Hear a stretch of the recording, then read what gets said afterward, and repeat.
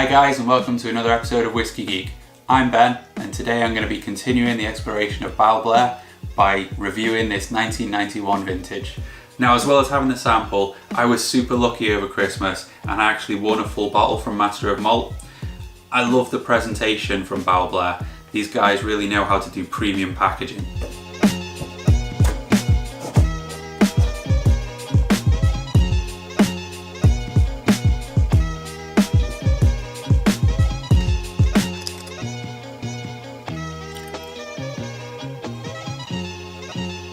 So of course the 1991 vintage is a replacement for the 1990. I've tried the 1990 before and loved it enough to buy a bottle.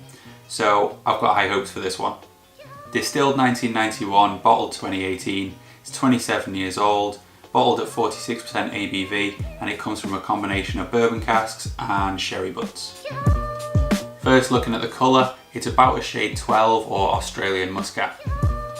Now this sample is actually a second release 1991, whereas my bottle is a third release, so it'll be interesting when I get around to open this to see how much batch variation there is. Now let's get into it and explore the nose.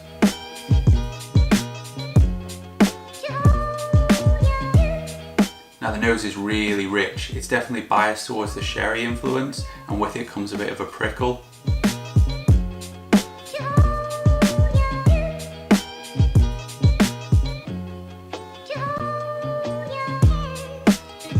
Orange, sultanas, candied cherries, bit of strawberry, some rounded chocolate in the middle tying it all together. It's a little bit malty and there is definitely some caramel from the bourbon in there.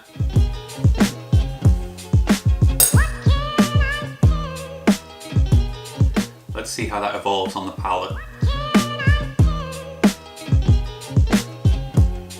It's really lovely on the palate, again, really rich, loads of honey and brown sugar, demerara sugar, baking spices, nutmeg and cinnamon. It's got a real pastry character which plays well with the brown sugar and the sultanas. It's like a Eccles cake.